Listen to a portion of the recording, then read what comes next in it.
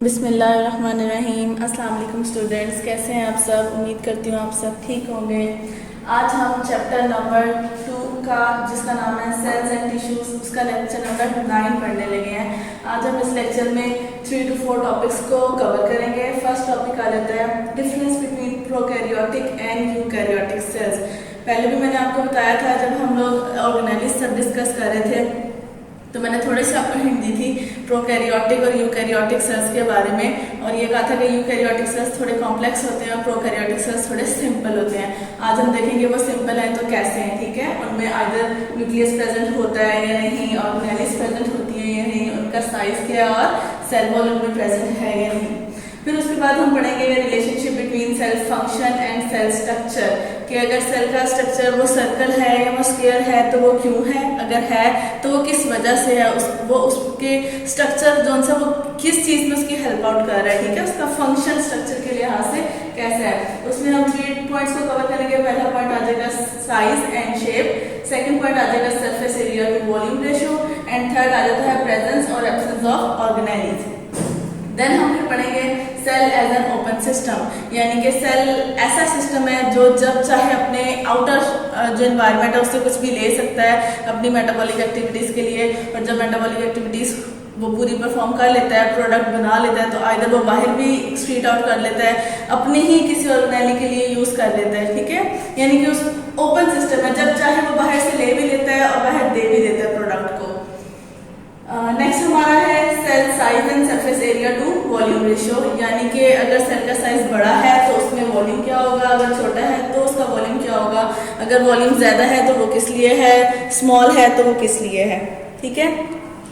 चलिए अब आप लोग अपने बुक के पेज नंबर 66 पर आ जाएं। जी, this is your page number 66। Difference between prokaryotic and eukaryotic cells. Prokaryotes are much simpler than the eukaryotic cells. The main difference between prokaryotic and eukaryotic cells are given below. ये जो नीचे आपको diagram नजर आ रही है, उन्होंने simple prokaryotic cell की एक डायग्राम बनाई है, जिसमें आप कह सकते हो उन्होंने एक बैक्टीरिया सा बना दिया आपके लिए। नीचे अगर आप देखो अपना जो उन्होंने एक छोटा सा आपको टेबल दिया हुआ है। फर्स्ट ऑफ ऑल उन्होंने न्यूक्लियस को डिस्कस किया है कि न्यूक्लियस यूकैरियोटिक में है तो कैसा है, प्रोकैरियोटिक में है तो कैसा है, नहीं है तो बिल्कुल भी नहीं है। सो फर्स्ट आ जाता है nucleus. Eukaryotic cells have prominent nucleus bounded by nuclear envelope, यानी कि हमने जो पीछे पढ़ा था कि हमारी बॉडी में जो से हम यूकैरियोटिक सेल्स हैं, इवन प्लांट्स यूकैरियोटिक सेल्स हैं, तो हमारे अंदर प्रॉपर न्यूक्लियस है, उसके बाहर एक न्यूक्लियर इन्वेलप भी है, यानी डबल मेम्ब्रेन बाउंडेड है। While prokaryotic cells do not have prominent nucleus, जबकि प्रोकैरियोटिक सेल्स में प्रोमिनेंट न्यूक्लियस नहीं होता, उनका डीएनए ऐसे ही फ्लोट कर रहा होता है। Their chromosomes consist of DNA only and it floats in cytoplasm near center. This region is called nucleoid, ठीक है। यानी जो मैंने आपको ये बताया ये रीजन न्यूक्लियोइड है, और उनका जो ये क्रोमोसोम है ये ऐसे ही यहाँ बीच में सेंटर में मूव कर रहा होता है, ये किसी न्यूक्लियस यानी इन्वेलप के अंदर नहीं होता। उसके बाद आ जाता है other organelles. Eukaryotic cells have membrane bounded organelles like mitochondria, Golgi apparatus, endoplasmic reticulum etcetera, while such membrane bounded organelles are not present in prokaryotic cell. हम जब ऑर्गेनेलिज को पढ़ रहे थे तो मैं साथ साथ ही आपको बता रही थी कि ये ऑर्गेनेली प्रोकैरियोटिक सेल में है और यूकैरियोटिक सेल में नहीं है। सो वो यहाँ पर भी वो यही बात कर रहे हैं कि जो मेम्ब्रेन बाउंडेड ऑर्गेनेलिज है वो यूकैरियोटिक सेल में है और प्रोकैरियोटिक सेल में नहीं है। इसके अलावा एक उन्होंने यहाँ पे आपकी ऑर्गेनेली ऐसी बताई है जो दोनों में ही है, लेकिन उसका साइज जो है वो वेरी करता है। The ribosomes of eukaryotic cells are larger in size as compared to the ribosomes of prokaryotic cells. जब मैंने राइबोसोम का टॉपिक आपको पढ़ाया था तब बताया था मैंने आपको कि जो यूकैरियोटिक सेल्स हैं उनके जो राइबोसोम्स हैं वो थोड़े बड़े होते हैं, जबकि प्रोकैरियोटिक सेल्स के राइबोसोम थोड़े से छोटे होते हैं। देन आ जाए साइज पर। Eukaryotic cells are on average 10 times larger than prokaryotic cells, ठीक है। यानी कि यूकैरियोटिक सेल का जो सेल है वो बहुत बड़ा है। कितना बड़ा है? 10 टाइम्स बड़ा है। कि अगर एक आपका प्रोकैरियोटिक सेल है, अगर उसको आप सपोज 1 ले रहे हो तो जो यूकैरियोटिक सेल है उसको आप 10 काउंट करोगे, वो उससे 10 गुना ज़्यादा बड़ा है। Cell wall. The cell wall of eukaryotic cell is made of cellulose in plant and chitin in fungi.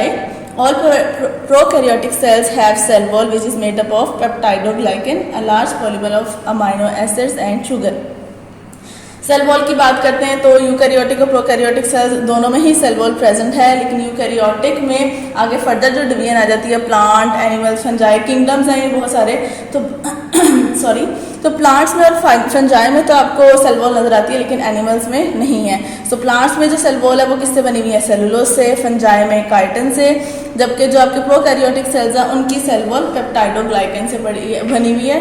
ये हम लोगों ने अपने सेल वॉल के टॉपिक में पढ़ा था, उसका लास्ट पैराग्राफ इसी से रिलेटेड था, वहाँ पे यही हम बता रहे थे कि कौन सी यानी फॉर्म में आपकी जो सेल वॉल है वो प्रेजेंट है हर एनिमल्स में या फंजाई में या प्रोकैरियोट्स में, ठीक है। वेल एनिमल्स में तो है ही नहीं। चलिए अपने नेक्स्ट पेज पे आ जाए, पेज नंबर 67 पर। नेक्स्ट आपका टॉपिक है relationship between cell function and cell structure. The bodies of animals and plants are made of different cell types. Each type performs specific function and all coordinated functions become the life process of organism. Cells of one type may differ from those of other types in the following respect.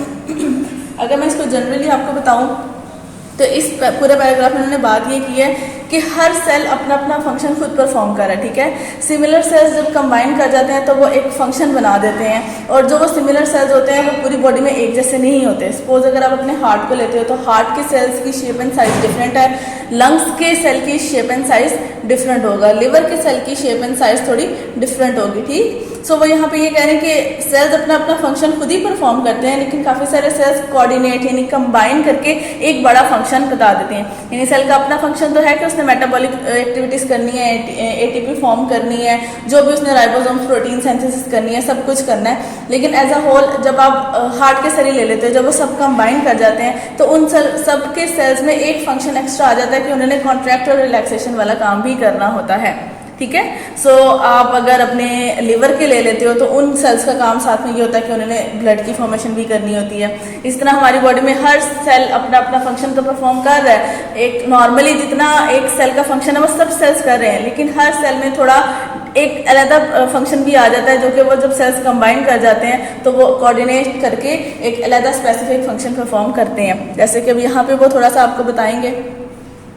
First आ जाता है, पहले हम do you know पढ़ लेते हैं। Human body is made of about 200 different type of cells, ठीक है। बहुत सारे सेल्स हैं जिनसे डिफरेंट टाइप के हैं। ऐसा नहीं कि बॉडी में सिर्फ 200 सेल्स हैं, बॉडी में तो मिलियन ट्रिलियंस सेल्स हैं, अनकाउंटेबल सेल्स हैं, लेकिन वो उनका कह रहे हैं कि अगर उन सेल्स को हम डिफ्रेंशिएट करके ग्रुपिंग करके रखें तो वो 200 डिफरेंट काइंड्स बन जाती हैं उनकी। नीचे अब आ जाते हैं साइज एंड शेप के ऊपर। तो red blood cells are round to accumulate globular haemoglobin, यानी कि वो कह रहे हैं कि रेड ब्लड जो सेल्स हैं, आप आगे फर्दर पढ़ोगे यहाँ जाके रेड ब्लड सेल्स के बारे में भी, आपका ब्लड जो है वो white blood cell red blood cell से बना हुआ है। तो रेड ब्लड सेल्स कह रहे हैं कि राउंड होते हैं, और वो राउंड क्यों होते हैं? क्योंकि उन्होंने अपने साथ हीमोग्लोबिन अटैच करनी होती है, ठीक है। उनका स्ट्रक्चर राउंड होता है, सरफेस एरिया ज़्यादा मिल जाता है उनको अपने साथ हीमोग्लोबिन को अटैच करने के लिए। नेक्स्ट कह रहे हैं कि nerve cells are long for the transmission of nerve impulses, यानी कि वो आपको रोड लाइक फॉर्म में मिलते हैं नर्व सेल्स। वो हम इसी में टॉपिक में ही आगे यानी इसी चैप्टर में आगे पढ़ेंगे थोड़ा सा नर्व सेल्स के बारे में, लेकिन ये लंबे लंबे होते हैं। वैसे आप 8 में भी पढ़ के आए हो। और ये इनको उन्होंने लंबे लंबे लॉन्ग रोड लाइक क्यों बनाए? क्योंकि इनके बीच में से नर्व इम्पल्सेस ने पास करनी होती है। तो अगर ये रॉड लाइक लॉन्ग होंगे तो ईजीली नर्व इम्पल्सेस पास कर जाएंगे, अगर राउंड होंगे तो नर्व इम्पल्सेस को देर लगेगी पास करने में। Then xylem cells are tube-like and have thick walls for conduction of water and transport. Plants की बात ले लें तो उन्होंने उसमें xylem cells रखे हैं। xylem cells की बात की है कि xylem cells ने उनमें से पानी ने ट्रांसपोर्ट होना होता है, इसलिए उसको भी अल्लाह ताला ने एक tube structure, long rod like structure दिया है। और उसके साथ साथ उसमें एडिशन क्या किया कि उसकी जो सेल वॉल है वो बहुत थिक रखी है, ठीक है, ताकि उसमें से इजीली पानी ट्रांसपोर्ट कर जाए, और साथ में वो उसको सेल वॉल सपोर्ट भी प्रोवाइड करती है प्लांट को। देन आ जाए surface area to volume ratio. Root hair cells have large surface area for the maximum absorption of water and salts. खाली रूट का होना काफ़ी नहीं था, इसलिए अल्लाह ताला ने रूट के साथ आगे उसमें एक्सटेंशंस डाल दी, जिनको हम लोग रूट हेयर का नाम दे देते हैं। अगर आपने कभी कैरेट और रेडिश खाई हो या फिर छीली हो तो आप देखोगे उसके साइड पे वो बारीक बारीक से जो बाल लगे हुए होते हैं, असल में वो बाल नहीं होते हैं, वो रूट हेयर्स होते हैं, ठीक है। इनका क्या काम है? पानी की अब्जॉर्प्शन, पानी के अंदर सॉल्ट मिनरल्स डिजोल्व होते हैं उसकी अब्जॉर्प्शन है। अब जो रूट एक नॉर्मली रूट में से जो पानी ने एब्जॉर्ब होना था, रूट हेयर की वजह से उसको थोड़ा सा सरफेस एरिया ज़्यादा मिल गया, वो रूट हेयर में से भी एब्जॉर्ब हो रहा है और जो अपनी उसकी एक पूरी प्रॉपर थिक रूट है उसमें से भी एब्जॉर्ब हो रहा है। सो पानी को एरिया थोड़ा ज़्यादा मिल गया अंदर जाने के लिए। देन आ जाए प्रेजेंस और absence of organelles. Cell involve in making secretions have more complex ER यानी कि endoplasmic reticulum and Golgi apparatus, यानी वो कह रहे हैं कि ऐसे सेल्स जिन्होंने सिक्रीशंस करनी होती है बाहर की तरफ, वैक्यूल्स बना के पैक करके बाहर भेजनी होती है, उनके अंदर रफ एंडोप्लाज्मेटिक रेटिकुलम और गोल्जी अपरेटस ज़्यादा होते हैं। Cells involve in photosynthesis have chloroplast, और ऐसे सेल्स जिन्होंने फोटोसिंथेसिस करनी है उनके पास क्लोरोप्लास्ट ज़्यादा होते हैं, जिनको ज़रूरत ही नहीं है फोटोसिंथेसिस की उनमें होंगे ही नहीं। नेक्स्ट आ जाते हैं individual cells contribute in the functioning of the whole body. It can be explained by the following examples of the cells of human body. वो कह रहे हैं अगर हम इंडिविजुअली भी देखते हैं एक सेल को तो वो अपना अपना फंक्शन खुद परफॉर्म कर रहा है। पहला आ जाता है nerve cells conduct nerve impulses and thus contribute in coordination in body. अगर आप खाली नर्व सेल्स को ही ले रहे हो तो वो नर्व सेल्स क्या कर रही हैं, उनका फंक्शन क्या है, नर्व इम्पल्सेस को ट्रांसमिट कर रही हैं, और जब बहुत सारी नर्व सेल्स कंबाइन कर जाते हैं, कोऑर्डिनेट कर जाते हैं, तो वो पूरी बॉडी में एक सिस्टम बना देते हैं जिसका नाम है नर्वस सिस्टम, और फिर उसके ज़रिए हमारी पूरी बॉडी में नर्व इम्पल्सेस भागती दौड़ती रहती हैं और वो विद इन माइक्रो सेकेंड्स जाती हैं, हमें पता भी नहीं लगता है। Muscle cells undergo contraction and share their role in movement in body. अब यहाँ पे वो मसल सेल्स की बात कर रहे हैं कि मसल सेल्स का क्या काम है, कॉन्ट्रैक्शन और रिलैक्सेशन का काम है। वेल वो रिलैक्स तो नहीं करते हैं, जस्ट कॉन्ट्रैक्ट ही करते हैं। असल में वो ऑपोजिट एक दूसरे के काम कर रहे होते हैं, तो जब एक कॉन्ट्रैक्ट करता है तो दूसरे वाले को यानी ऑब्वियसली रिलैक्स करना ही पड़ता है। सो वो कह रहे हैं कि जब मसल सेल्स कॉन्ट्रैक्ट कर रहे होते हैं तो वो बॉडी को मूवमेंट में हेल्प कर रहे होते हैं। हर सेल अपना अपना इंडिविजुअल फंक्शन परफॉर्म कर रहा है, हर मसल सेल इंडिविजुअली परफॉर्म कर रहा है, लेकिन जब वो कंबाइन कर जाते हैं तो वो एक कह लो कि स्पेसिफिक मूवमेंट क्रिएट कर देते हैं। Then red blood cells carry oxygen and white blood cells kill foreign agents and so contribute in the role of blood in transportation and defense. अभी मैंने आपको बताया हमारा blood red blood cell, white blood cell, platelet से बना हुआ है, ठीक है। सो उसमें जो रेड ब्लड सेल्स हैं उनका क्या फंक्शन है कि उन्होंने अपने साथ हीमोग्लोबिन को अटैच करना होता है, जिसने अपने साथ ऑक्सीजन को अटैच करना होता है। सो रेड ब्लड सेल्स तो ऑक्सीजन को आपकी पूरी बॉडी में हर सेल तक लेकर जाता है, सो वो ट्रांसपोर्ट में काम कर रहा है। और जो उसमें आपके ब्लड में वाइट ब्लड सेल प्रेजेंट है वो किल करते हैं बैक्टीरिया, वायरस, यानी बाहर से कोई भी एजेंट अगर आपकी बॉडी में आ जाता है जिसको हम फॉरेन एजेंट कहते हैं, उसको किल करते हैं। सो वो कह रहे हैं कि आपका जो ब्लड है एज अ होल वो ट्रांसपोर्टेशन यानी ट्रांसपोर्ट का काम करता है, ऑक्सीजन को ट्रांसपोर्ट कर रहा है, प्लस डिफेंस का काम कर रहा है, यानी कि आपकी जैसे आपकी आर्मी है वो डिफेंस है ना आपकी पूरी कंट्री की, इसी तरह आपकी जो बॉडी की जो डिफेंस आर्मी है वो आपका वाइट ब्लड सेल्स है, यानी कि ब्लड के अंदर जो प्रेजेंट होते हैं। नेक्स्ट आ जाता है some skin cells act as physical barrier against foreign materials and some as receptor for temperature, touch, pain etc. अगर आप अपने स्किन सेल्स की बात करो तो स्किन फर्स्ट ऑफ ऑल ये कि वो एक बैरियर यानी कि एक रुकावट है, बाहर जो आपकी इन्वायरमेंट में पार्टिकल्स प्रेजेंट हैं उनके और आपकी बॉडी के इंटरनल स्ट्रक्चर्स हैं उनके बीच में, ठीक है। वो हर पार्टिकल को आपके ब्लड के साथ नहीं मिक्स होने देती है या इवन आपकी बॉडी के अंदर नहीं आने देती है। इसके साथ साथ वो रोल प्ले कर रही है रिसेप्टर का भी, यानी वो रिसीव कर रही है किस चीज़ को, टेम्परेचर को। अगर बाहर गर्मी बहुत ज़्यादा है तो आपकी जो स्किन है वो आपको अंदर मैसेज सेंड करती है कि बाहर गर्मी ज़्यादा है, स्वेटिंग प्रोड्यूस करो। इसके अलावा टच, कोई टच करता है या आप किसी चीज़ को टच करते हो तो वो टच रिसेप्टर्स प्रेजेंट है जो कि अगेन आपके ब्रेन तक मैसेज भेजते हैं कि जिस भी चीज़ को आपने टच किया वो हार्ड है, वो सॉफ्ट है, उसकी शेप साइज़ क्या है, वो स्मूथ है, वो रफ है, ठीक है। इसके अलावा पेन, यानी कि आप नीडल अगर आपको आप अपनी फिंगर को प्रिक कर रहे हो नीडल के साथ तो आपकी फिंगर में पेन फील होती है, यानी आपकी मैसेज जाता है आपके ब्रेन तक कि कुछ ऐसी चीज़ है जो लगी है जो जिसने दर्द महसूस की है, ठीक है। तो ज़रूरी नहीं कि फिंगर तक ही, आपकी पूरी बॉडी की स्किन में कहीं पर भी किसी को भी पकड़ के मुक्का मारो हाँ ज़रा आप लोग, ठीक है, तो आगे से रिएक्शन ज़रूर मिलेगा। क्यों? क्योंकि उसको वो दर्द हुई है, ठीक है। सो यहाँ पे वो स्किन के भी डिफरेंट फंक्शंस बता रहे हैं, पर एज अ होल वो क्या है, हम उसको नाम लेते हैं स्किन, लेकिन उसके भी डिफरेंट फंक्शंस आ जाते हैं, उसका हर सेल अपना अपना फंक्शन परफॉर्म कर रहा है। The cells of bone deposit calcium in their extracellular matrix to make the bone tough and thus contribute to the supporting role of bone. अच्छा, अब यहाँ पे वो बोन सेल की बात करें, अगर आप नॉर्मली देखो तो बोन्स यानी जो आपको डॉग के लिए भी दिखाते हैं या अगर कमर्शियल में भी दिखा रहे हैं आपको बोन्स, तो वो सारी आपको वाइट वाइट कलर की दिखाते हैं। इट्स मीन्स उसमें इनफ कैल्शियम है। लेकिन अगर उसके अंदर वो थोड़े थोड़े आपको गोल गोल सर्कल दिखाते हैं तो इट मीन्स कि उसके अंदर कैल्शियम ज़्यादा नहीं है, वो बोन वीक है। सो वो ये कह रहे हैं कि बोन सेल्स का क्या काम है कि वो अपने अंदर कैल्शियम को डिपॉजिट करते रहते हैं, और जितना ज़्यादा कैल्शियम होगा उतनी ज़्यादा आपकी बोन टफ और स्ट्रॉन्ग होगी, और जितनी ज़्यादा स्ट्रॉन्ग होगी आपको वो सपोर्ट अच्छे से प्रोवाइड करेगी। जिनकी बोन्स स्ट्रॉन्ग नहीं होती हैं, वो बच्चे कह लो, इवन बच्चों से स्टार्ट होता है ना कि वो बच्चे जिनको वो कह लो कि पोलियो का मसला होता है या जो ठीक से चल फिर नहीं सकते हैं, उनमें क्या है जी, बोन वीकनिंग है। क्यों बोन वीकनिंग होती है? कैल्शियम की वजह से। आप कैल्शियम नहीं ले रहे होते हो, सो कैल्शियम ज़रूरी है हमारी बॉडी के लिए। नेक्स्ट आ जाए cell as an open system. अभी तक का जो टॉपिक था ये इंपॉर्टेंट था, आपको differentiate between prokaryotic and eukaryotic cell के बारे में पूछा जा सकता है, क्वेश्चन आ जाता है। इसके अलावा जो cell function and cell structure है, इनमें से आपके एमसीक्यूज बनते हैं।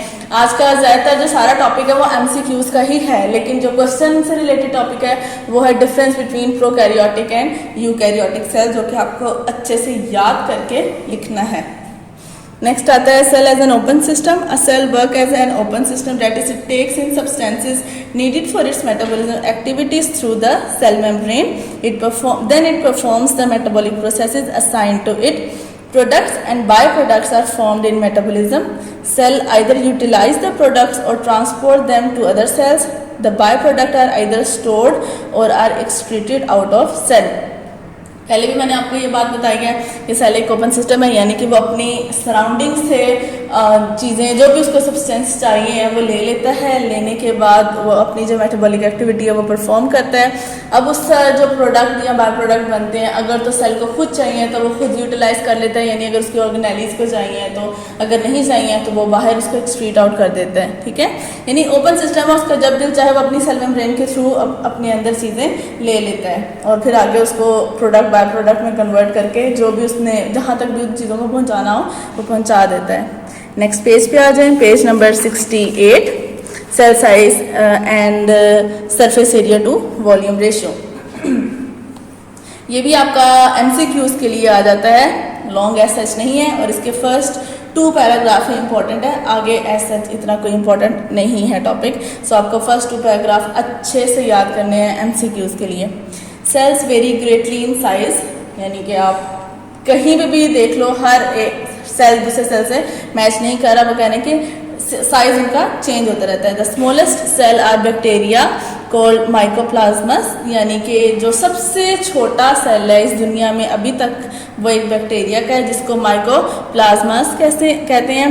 With diameter about 0.1 micrometre to 1 micrometre, यानी अगर आप उसको इतना वो छोटा है कि उसका डायमीटर ही 0.1 माइक्रोमीटर तक है। The bulkiest cell are bird eggs and the longest cell are some muscle cells and nerve cells. सबसे बल्कि यानी कि हैवी सेल किसका है? बर्ड सेल, यानी कि अंडा, जो बर्ड का अंडा है उस वो है, और सबसे जो लॉन्गेस्ट सेल्स हैं वो मसल्स और नर्व सेल्स हैं। Most cells lie between these extremities, यानी कह रहे हैं वो बाकी सारे जो सेल्स हैं वो इन्हीं 2 एक्सट्रीम के बीच में आ जाते हैं, यानी सबसे छोटा और सबसे ज़्यादा, सबसे भारी और सबसे हल्का, सबसे लंबा और सबसे छोटा, यानी यही 2 एक्सट्रीमिटीज हैं। बाकी सारे सेल इन्हीं दोनों के अंदर रेंज में फॉलो करते हैं।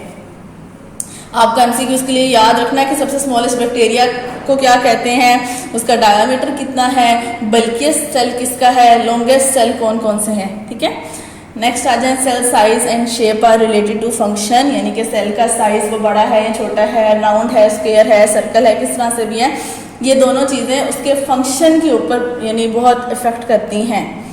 बर्ड एग्स आर बल्की, अब बर्ड के एग भारी हैं, बल्की हैं, वो क्यों हैं? Because they contain a large amount of nutrient for the developing young, क्योंकि उस अंडे से दोबारा एक न्यू कह लो कि बर्ड ने बनना होता है। सो उस बर्ड के लिए जितने भी न्यूट्रिएंट है उसको कुछ कोई और तो प्रोवाइड कर नहीं रहा है, तो जाहिर है उसने वो सब न्यूट्रिएंट्स कहाँ से लेने हैं? अपने सेल्स के डिवीजन के लिए और खुद को ग्रो करने के लिए। तो वो सेल के अंदर ही अल्लाह ताला ने न्यूट्रिएंट्स रख दिए हैं जब वो सेल बन रहा होता है, इसलिए वो सेल भारी होता है। Long muscle cells are efficient in pulling different body parts together. Muscle cells को वो कह रहे हैं कि लॉन्ग है, वो क्यों लॉन्ग है, क्योंकि अगर वो लॉन्ग है तभी तो वो इजीली आपकी बॉडी को यानी बॉडी के एक पार्ट को यानी मूव कर सकते हैं, ठीक है। मूवमेंट में आपकी बॉडी को इजीली आपके जो मसल सेल्स हैं वो कर सकते हैं क्योंकि वो लॉन्ग है। शॉर्ट होते हैं तो आपकी बॉडी की मूवमेंट भी थोड़ी स्लो हो जाती। Lengthy nerve cells can transmit messages from different parts of body.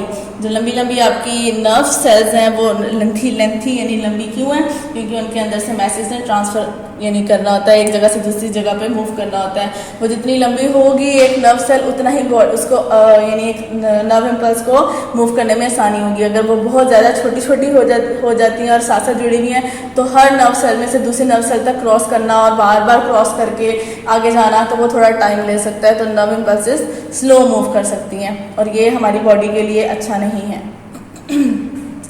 Then वो कह रहे हैं on the other hand small cell size also has many benefits. For example human red blood cells are only 8 micrometre in diameter and therefore can move through our tiniest blood vessel that is capillaries. अब वो यहाँ पे ये कह रहे हैं कि आपका जो ब्लड सेल है, ठीक है, वो राउंड है, जो भी हमने पीछे पढ़ा है रेड ब्लड सेल हमारे राउंड है।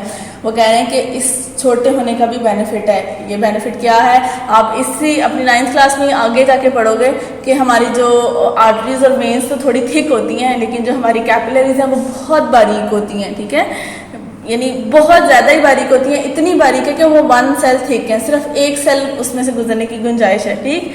सो अगर आपके जो रेड ब्लड सेल्स हैं ये अगर थिक होते हैं या मोटे होते हैं या इनकी साइज़ थोड़ा डिफरेंट होता है तो वो उस कैपिलरी में से गुजरने में उसको मुश्किल होती है। इसलिए अल्लाह ताला ने उनको राउंड छोटे छोटे राउंड में बनाया है। और कितना छोटा है वो 8 माइक्रोमीटर डायमीटर है उसका, वो इतने छोटे हैं, तो उनको इतना छोटा बनाया। और अभी ये इतने छोटे होने के बावजूद भी कैपिलरी में से हाफ फोल्ड होकर गुजरते हैं।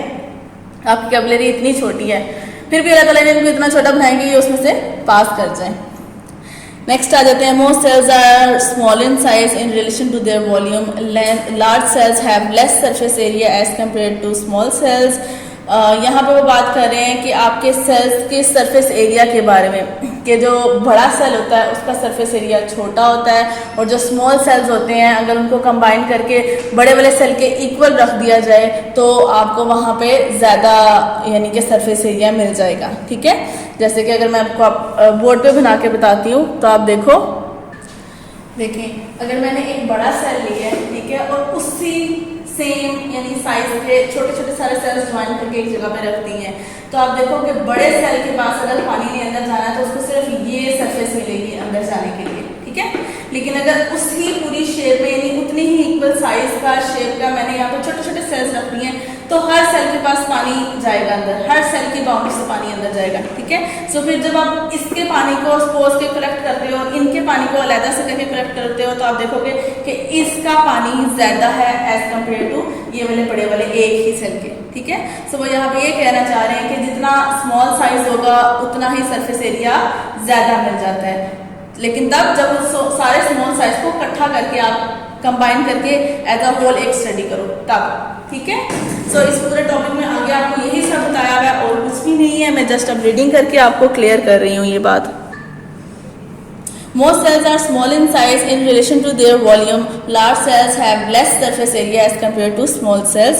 Figure 4.21 shows this relationship using cube-shaped cells. The figure shows one large cell and 27 small cells. In both cases, the total volume is same. ठीक हो गया? Next, in contrast to the total volume, the total surface area are very different. Because a cubical shape has 6 sides, its surface area is 6 times the area of one side. The surface area of cuboid are as follow. यानी इसमें उन्होंने सारा mathematical आपको दिया है। वो कह रहे हैं कि वॉल्यूम तो सेम रह रहा है लेकिन सरफेस एरिया ज़्यादा हो रहा है, ठीक है। नेक्स्ट पे आ जाए, नेक्स्ट पेज पे। Need of nutrients and rate of waste productions are directly proportional to cell volume। वो कह रहे हैं कि आपकी जो बॉडी का नीड है यानी उसको कितना न्यूट्रिएंट्स चाहिए अपनी एक्टिविटी परफॉर्म करने के या कितना वेस्ट प्रोडक्ट बनाना है वो सेल के वॉल्यूम पे डिपेंड करता है, ठीक है। डायरेक्टली प्रोपोर्शनल यानी डायरेक्ट डिपेंड कर रहा है किस पे, सेल के वॉल्यूम पे, यानी सेल कितना अपने अंदर एक चीज़ ले सकता है और या बना सकता है। Cell take up nutrients and excrete waste through its surface cell membrane. So a large volume cell demands a large surface area. Both, as the figure shows, a large cell has a much smaller surface area relative to its volume than small cell have. Hence, we conclude that the membranes of small cells can serve their volume more easily than the membrane of a large cell.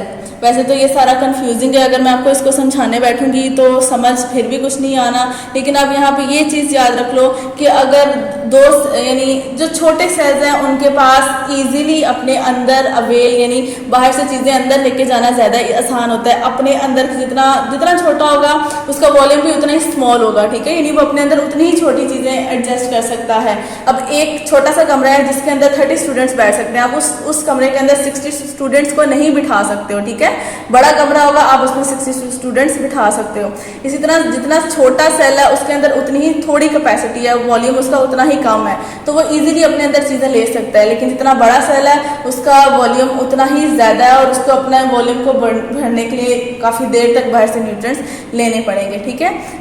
सो उस हिसाब से वो कह रहे हैं कि छोटे sales के पास सरफेस एरिया थोड़ा ज़्यादा होना चाहिए, बड़े वाले सेल के पास सरफेस एरिया कम होना चाहिए, ठीक है। यानी कि अगर आप दोनों को देखो तो सरफेस एरिया सेम ही रहेगा, ठीक है, लेकिन ये कि जो बड़े वाला सेल है उसके कंपेयर छोटे वाले सेल के पास ज़्यादा जल्दी न्यूट्रिएंट्स या उसके अंदर वॉल्यूम उसका ज़्यादा जल्दी ऑक्यूपाई हो जाएगा।